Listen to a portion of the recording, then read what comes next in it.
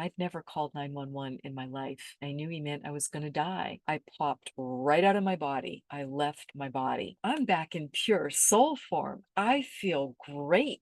What a beautiful planet walking between worlds because there's telepathy at home. Welcome, everyone, to our sliver of time. Today, we have a very special guest, Wendy Rose Williams, who had a near death experience, two of them, actually. And we're going to talk about her story today and pick her brain a little bit about the nature of reality and all the things we do here. But first and foremost, Wendy, thank you so much for coming on. Oh, my pleasure. Thank you so much for having me as your guest. Prior to your near death experience, how often would it be that you would kind of like ponder your own mortality? Was that something you ever thought about? No, I really was not thinking about that. I was just this very busy working mother. We had an 18-month-old toddler, and we were trying to add to the family.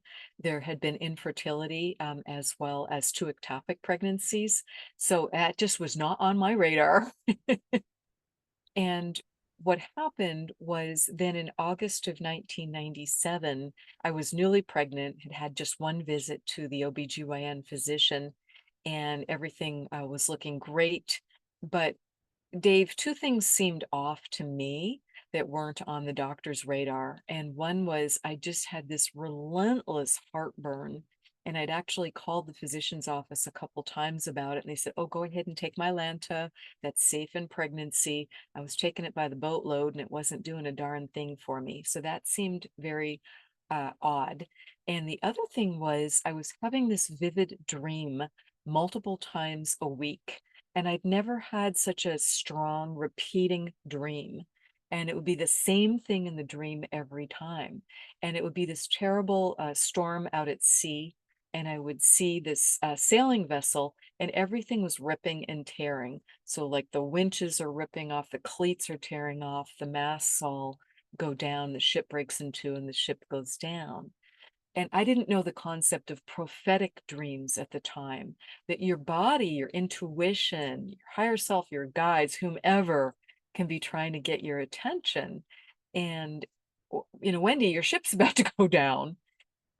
So the day of the first near death experience, I was working at home. I was alone. My husband's at work. He's got one car, and our nanny was at the park with our toddler, with our daughter. She had the other car. And Dave, I just didn't feel right that day. I just felt off. I felt weird. I couldn't focus. I didn't feel well. And all of a sudden, I had this feeling of impending doom. I have never had that feeling before in my life. So I ran into the bathroom thinking I'm going to be sick. Something's really, really wrong here. I don't know what's happening.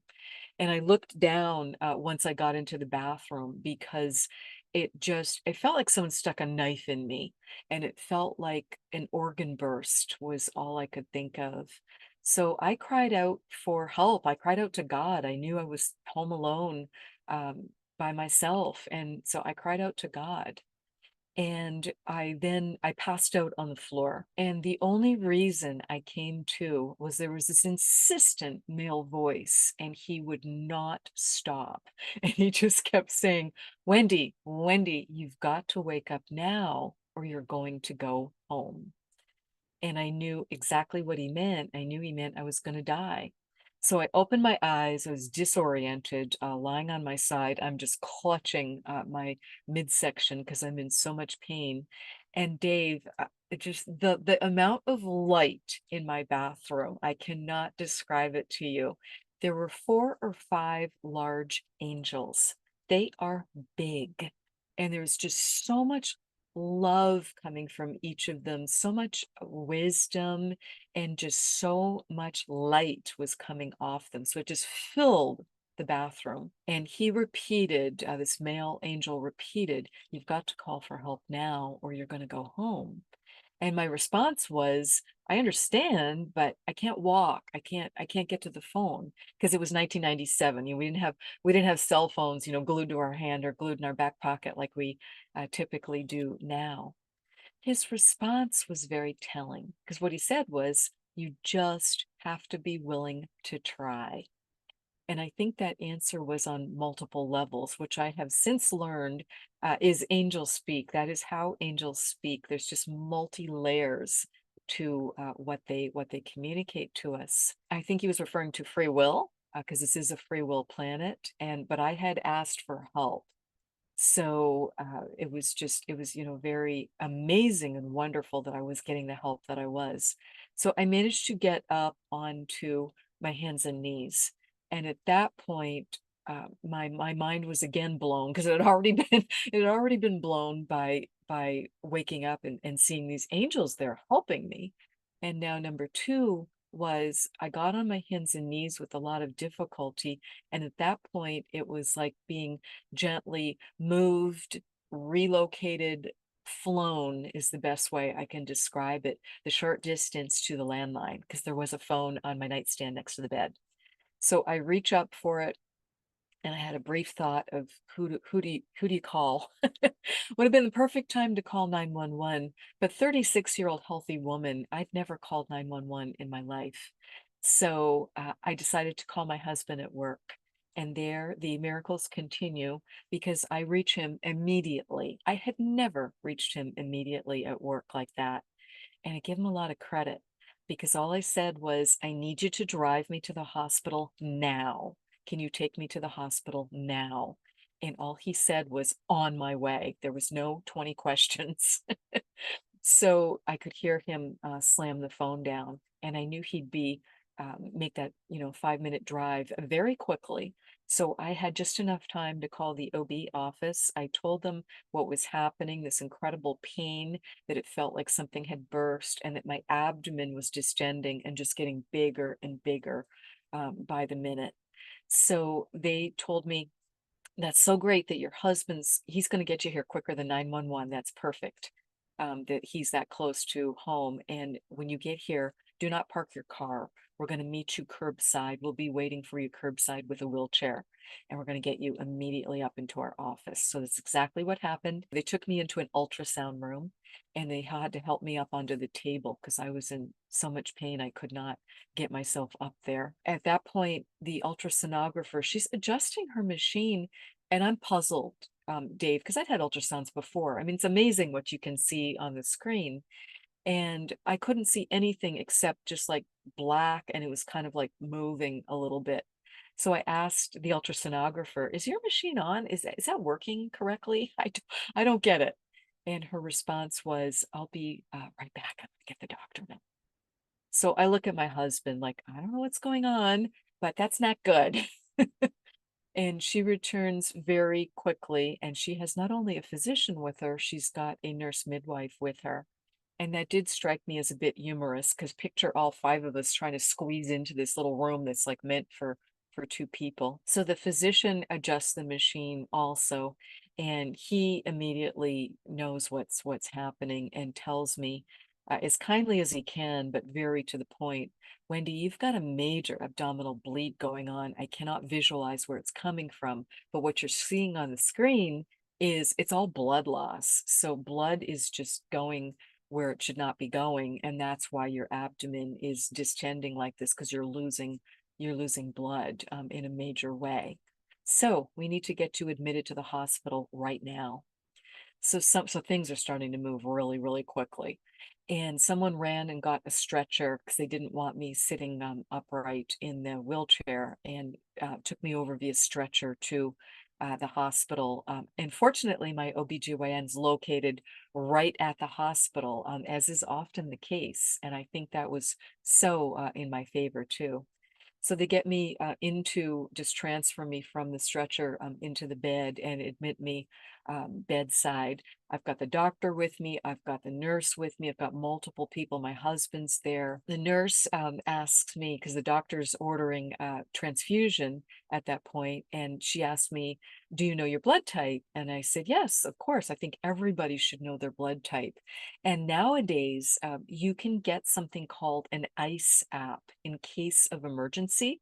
It's a free app that you download to your phone, and you put into it you put in your blood type, put in any allergies to medication, any important medical history, that type of thing. And if you're ever in a situation where you can't talk, you've been in an accident, you've got something going wrong, you're going to have your phone with you.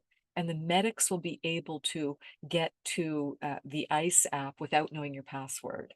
So I think it's something that everybody should just, download and have on your phone in case of emergency. So I tell her my blood type is A negative, and she goes to the nursing station. I also noticed that they had put me in the room that was right next to the nursing station. And I worked in healthcare, so I was kind of seeing more things than the average person might notice. I knew that meant they were really concerned about me because they've got me right next to the nurse's station. And she came back in after calling the Puget Sound Blood Bank because I was living in Seattle at the time. And it's a central blood bank system to not be wasting blood supplies. Is very critical resource. The nurse does not look happy, and to our surprise, she lets us know, I cannot get blood for you right now. She's actually talking to my doctor. I can't get blood for her right now because evidently there was a train collision, and it was a serious collision 3 days ago in Seattle, and it used up all the A negative blood. So we had been talking about, should I be taken directly to surgery, but we don't know what we're operating on. I'm pregnant and we don't have blood. So that just was not a wise decision at that point. They were able to get blood for me like 6 hours or so later, so they must have borrowed it from another hospital. So I'm being transfused, but I'm going through that blood at a really alarming rate. I can see how often they're hanging bags, and I'm in so much pain. I blew right through the Demerol and some other pain reliever that they tried to give me, and I'm on morphine at this point. So I'm not a happy camper. I mean, hello, this is not this is not what you want going on in the first trimester of pregnancy, especially. We make the decision to do what's called watch and wait. I was very comfortable with that decision. I knew we were just working it from a transfusion medicine standpoint, and to just see, can the body heal itself? The body's a miracle. It's incredible what can happen. So I was to lie prone. I couldn't get up even to go to the bathroom, and we're just trying to get this bleeding to stop and see if this will stop on its own if we just give a little bit of time and transfuse me in the meantime. We tried that. We tried that for several days. I'm being very closely attended. And also, it's important to point out, I was really comfortable with the hospital I was in. I was in my community hospital. There'd been a brief discussion of, did I need to be transferred downtown? And I said no, and the doctor agreed they could take great care of me there, because it was at that point they were delivering about 5,000 babies a year. And the implication of that is there's then just a deep infrastructure for OB emergencies, etc. And I'd had not only delivered there, but I'd had my infertility treatment there. I had my two ectopic pregnancy surgeries there. So I just felt I was in the right place where I needed to be, and I knew I was getting great care. But I could feel myself walking between worlds, is the best way I can describe it. It was very hard to focus. It was very hard to answer questions. And what concerned me the most about that, Dave, was I didn't really care. That is so not my personality. And I was giving up basically, and just was essentially bleeding to death because we can't get enough blood in as I lose it more quickly. And it's exactly what the doctor would tell me on day 3, based on my hematocrit, because of course I was having blood work done every day, and just being really, really closely monitored. But he lets me know on day 3, it's official, based on my hematocrit, that I am bleeding out, and we've got to do surgery. There's really no other option at that point. So when you say you were almost like giving up, like you didn't care, and that's not really your personality type, almost like apathetic, like do you think it was a result of like low energy because your body's, your Absolutely. Absolutely. Yes. Yes, it Oh, was just yes, I wanted to be out of pain. I was in so much pain and I was so scared that I just, that emotional component in combination with the body just losing so much blood. I was giving up. so if you don't mind me asking, in that moment, like, or those moments where you're kind of giving up, you're not caring as much, you're probably exhausted and you're losing all this blood, what is your internal monologue in that moment? Are you beginning to like kind of stare death in the face? Like, is this coming to mind? Are you trying not to think about it? Like, kind of My where we're, internal monologue was I may be passing on. I may be dying. It definitely was at that point of just it may be time to go on home. that's got to be like, I don't want to say traumatic because people use that word for a lot of different things now, but was It this really, was. I mean, it was terrifying. I mean, here I am, a young woman, I'm pregnant, I'm married, I've got a toddler. It absolutely was terrifying. So making the decision to have the surgery, I felt some relief from that because it was a hard decision to make. No one wants to rush in this circumstance and do surgery if it's not indicated, but it absolutely was clinically indicated, and I knew it was the right decision. So I was alone, in my hospital room after the doctor and I'd made that decision in the afternoon. I'd signed the paperwork. I knew the surgery was gonna be the next morning. It's gonna be my own OBGYN and one of his partners. So I was really happy with that team and with the decision. I'd had my dinner. I'm alone in my room. I'm just trying to relax. I'm trying to visualize the best possible outcome. And the minute I had that thought, Dave, I popped right out of my body. I left my body because, as I said, I was just so scared and in so much pain. Evidently, that was the best possible outcome in that moment. So I leave my body, I look back over my shoulder, and I'm kind of like critiquing myself in the bed. And I'm like, wow, look at her, third person. Look at her. She's whiter than a ghost. She's whiter than the sheets. She really is bleeding out. And oh my gosh, look at her hair. She looks like the wild woman of Borneo. So there's some sense of humor returning because, I've been in the bed for 3 days. There's been no hair brushing. There's been no mirror going on. There's been no hair washing going on. And then I'm like, wait a minute.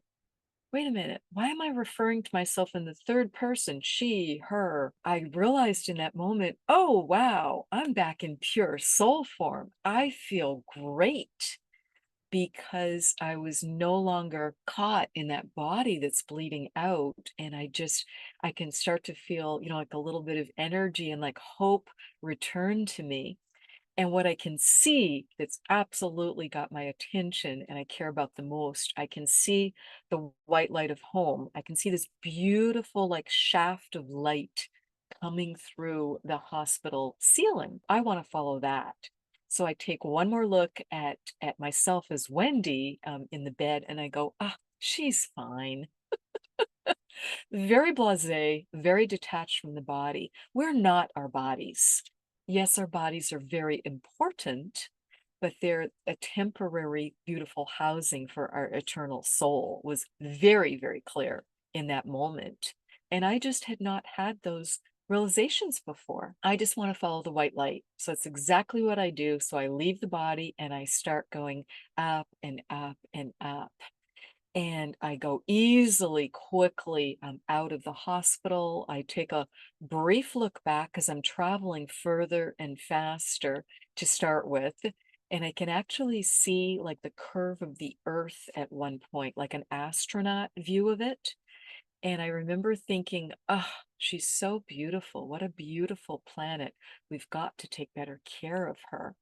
And then I just kept on going because I needed to follow that light. It had this like magnetic pull to it.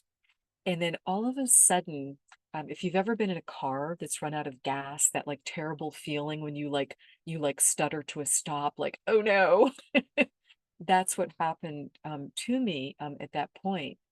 And I remember thinking, oh, please don't make me walk through that long tunnel to get home because I don't have enough energy. I'm not going to make it. As I had that thought that I wouldn't make it through the tunnel, this beautiful escalator drops in for me. And I was like, oh, yay, thank you. There's my ride home. So I plopped myself on the escalator with a lot of gratitude. And in doing so, and I plopped myself over the right handrail. And that made me realize what my form was like, my energy form was like at that moment. And I was flatter than a pancake. I'm like hanging over the handrail. And I knew I should have been like this big bright orb. I knew I should have been like a beach ball size and shape with like all this energy, and here I am like flatter than pancake going, thank you for the ride. So I get the ride up to the light, up to home, up to heaven, whatever the right term is for, for you and anyone listening. Some people it's Summerlands, it's Nirvana, it's whatever the right term is. I'll call it home. So I get the ride up to home. There at the top of the escalator is this best ever greeting committee. They clearly knew I was coming because they were all gathered and they stopped me as I came off the top of the escalator because I would have wanted to keep on running to home and just explore. And I was like so excited to be there. So they stopped me. There's about 18 or 20 soul family members there. And I can see the same 4 or 5 angels that were in my bathroom are standing behind them. And everyone gives me this big group hug. I could have stayed there forever because it was unconditional love. And that made me, there's no judgment. And everyone was so happy to see me and to welcome me home. And it made me realize we need to do a better job at giving unconditional love to ourselves. That self-love is so important, and also to give it to others. We're so darn judgy so much of the time, and it's conditional. That was really, really a big deal. It was exactly what I needed. And as I'm getting this hug from everyone and just basking in it, Archangel Michael starts speaking at that moment. And I knew the moment the first word came out of his mouth, I'm like, oh my goodness, that's who's in my bathroom. I am so fortunate that that's who came to help me and helped me get to the phone and get this medical care that I need. It's Archangel Michael. So he tells me, welcome home. We're so glad you're here. You've done nothing wrong. You're welcome to stay. I'm still getting the hug. So my brain goes, well, of course I'm going to stay. Well, why would I go back? Why would I go anywhere else? So at a certain point, everyone just kind of steps back because it's hard to listen to him because I'm getting this hug. So I think he signaled everyone to like step back from me. He tells me I can tell you 3 things because you get to choose. You get to choose whether you're going to go back. Number one, if you choose to go back, you will have a successful surgery tomorrow. You will regain your health completely. This is huge because, of course, I have been really concerned about that. Number two, I can tell you that your baby will be born healthy. This is tremendous because, of course, I've been incredibly worried and concerned about the baby and how the baby was going to do. Was I going to be able to carry this pregnancy? Would the baby be born healthy? Being 36, having had 2 ectopics, having had years of infertility, I really felt this was a very special, very wanted pregnancy. And I felt like it was potentially my last opportunity to have another child. And we really wanted to have another child. So this is huge. So I'm now starting to waffle. Oh my goodness, should I go back knowing these 2 pieces? This is making me, lean toward going back. Number 3 was the kicker. And Michael shares with me, if you do choose to go back, your life will be very difficult, likely for many years, because you're not living your purpose. You're not living your life path. You're not on your path. Oh my goodness. My energy just plummets again. I feel horrible. I am chagrined. Of course, I ask him, well, what's my purpose? What's my path? What should I be doing? What should I not be doing? What should I let go of? I want to get this right. No one wants to hear they're not living their purpose. That was really a big deal to be told that by him. And when I asked him to tell me, he just gently shook his head. It's like, oh boy, he's not going to tell me anything more. But it's like, well, wait a minute. I've got all my soul family here. There's other angels here. There's got to be a chatty catty Kathy in the group. I just need to find who's going to give. So I start going around asking everyone, what's my purpose? What's my path? What am I supposed to do? I need advice. I need information. And no one will tell me anything. They see my energy's just plummeting because I feel terrible. I'm like, can I do this without knowing anything? So everyone starts being really, really funny because they know, because there's telepathy at home and everyone knows what everyone is feeling. So they just know I'm really, really concerned about this. So they start being ridiculously silly and funny. And when I go to the next person, they just put duct tape over their mouth, but like in a really humorous way. So I start to laugh. I go to the next person and they take a key and they lock their mouth shut. They like throw it away, but again, like very, very carefree, very funny. So I just start laughing. I'm like, okay, I get it. I just need to calm down. No one's supposed to tell me, is the point. This is something that I need to figure out for myself, and that's just part of the process. At that point, Archangel Michael asks me, what do you want to do? And the second he asks me that, all I can see is our daughter's face. I can see our toddler's face. And she was the cutest little girl. She has brown curly hair, these huge hazel eyes, but her face it was not normal size like I expected. It just filled my worldview. It was bigger than an IMAX screen. It was all I could see was her smiling at me.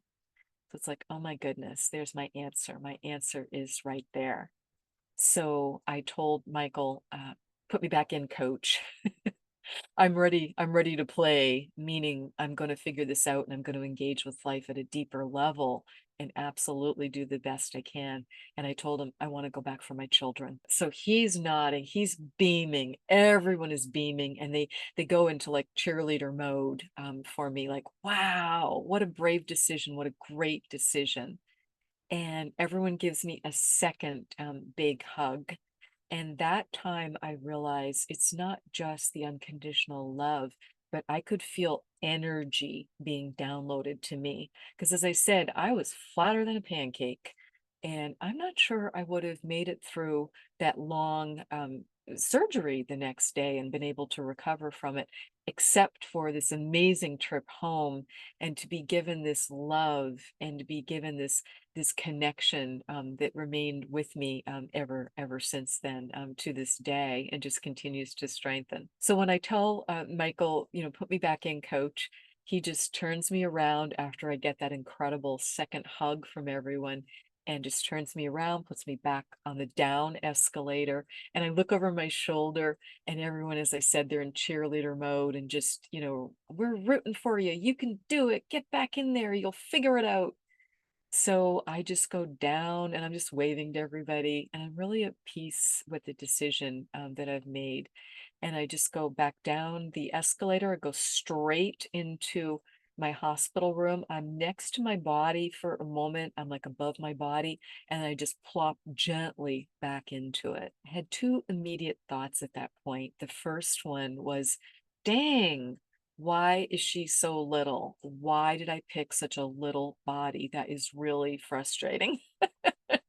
I'm 5'2", and our higher self, because I was still like my higher self soul energy at that point, and it is big. It is just tremendous. So to squish back into a human body felt a little bit difficult for a moment, but then I settled in, and it's like, okay, I chose this body. It's for a reason. It all makes sense. I just need to settle down and settle in. And the other immediate thought was, oh my gosh, I am in so much pain. I'm so glad I just have to make it through the night. And I'm the first case tomorrow. I'm going to have the surgery tomorrow. And what a boon to know that that surgery was going to be successful and I was going to regain my health. You had said that you were shown like about 150 past lives. Whether we want to incarnate onto Earth, onto another planet, into another dimension. So you're saying that we could live multiple lives at the same Yes. time? Yes. Do you think there will ever be a way to like track reincarnated people? Human beings haven't always existed. So, like, to be fair, we live significantly different than like other animals on the planet. What is their purpose? Like, what's the purpose of like a raccoon? Have you ever thought about this? If you could reincarnate into any species on this particular planet other than human, what would you pick? How do you live your life now as a human, knowing that, hey, best case scenario, I'm literally not even human, I'm just temporarily this?